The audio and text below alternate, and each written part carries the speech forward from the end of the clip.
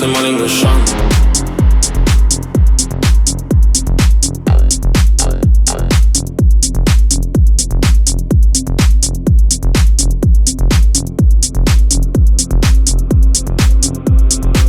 Forse mal inglisciando.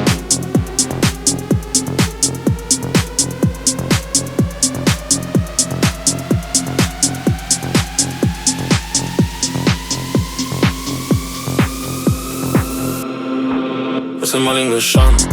Tu se ne gjysh ko kama, kama, kama, ne kama,